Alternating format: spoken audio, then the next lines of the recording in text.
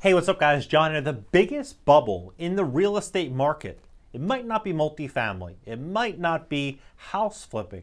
What I think it is Airbnb. We're going to see so many Airbnb investors get absolutely destroyed. I think it's going to be one of the biggest bubbles in history. The reason being is a couple big variables that most Airbnb investors simply miss. These Airbnb investors, they fall in a certain category. They're looking for high yields, high returns, low risk. They're looking to jump and follow the herd because Airbnb has brought so much attention to it over the last couple of years.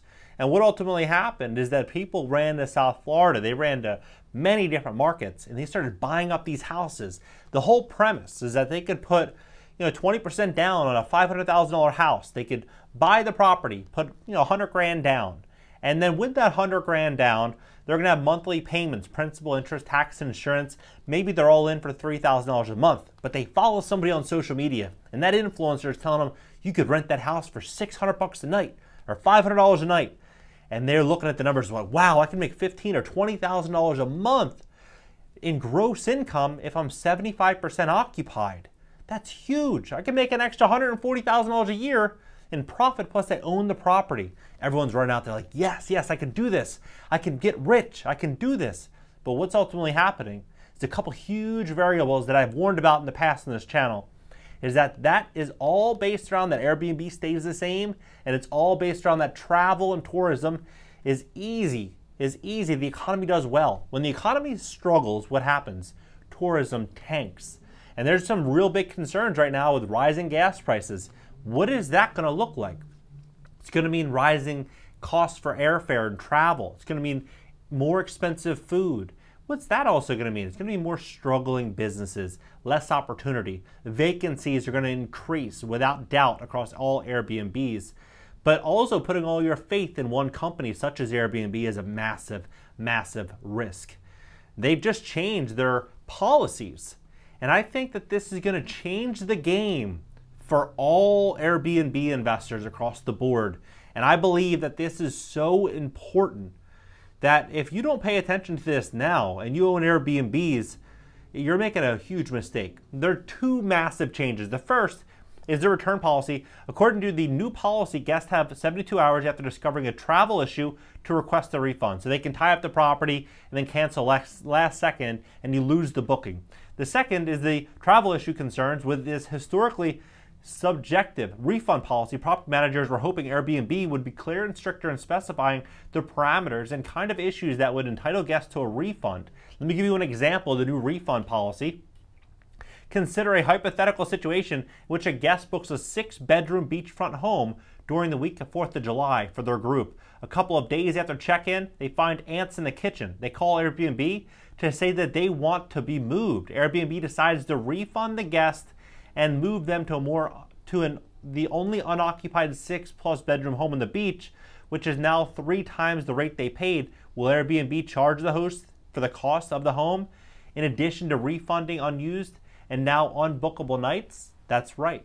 So if your guest, let me run this situation by you. Let's say they're in California or Washington or they're somewhere on the West Coast and they want to go to Connecticut for the weekend.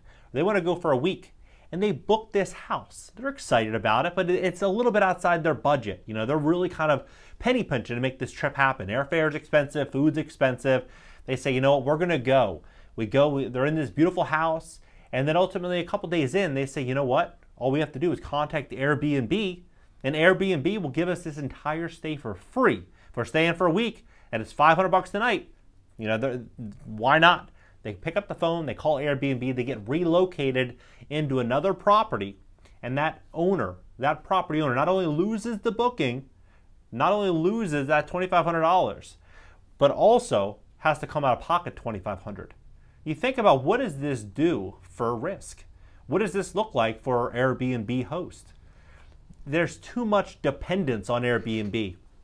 There's too much dependence on these big corporations controlling property. That's the big problem here. People get excited, they follow trends, they get very, everything that's 5x, 10x returns, people are like, yes, I can do this. You go across any social media influencer in real estate right now, Well, now they're more quiet, but 2 months ago, 3 months ago, everyone's like Airbnb, Airbnb. You got to be an Airbnb investor.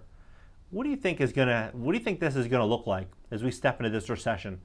What are bookings gonna be looking like? You know, I've said on this channel for a while, I've said if you buy a single family property and you're running your pro forma, you're running your numbers based on a huge income from Airbnb, and those numbers simply aren't there, the headache is way more than you anticipated, then you only have one option. It's either two options, really. You'll move in the property or rent the property out for a long-term lease. And my advice back then was make sure that you're renting that property out 30% below what the actual market value would be if you were to lease it today, to give room in case the market really pulls back from these record high leases we're seeing on annual rentals.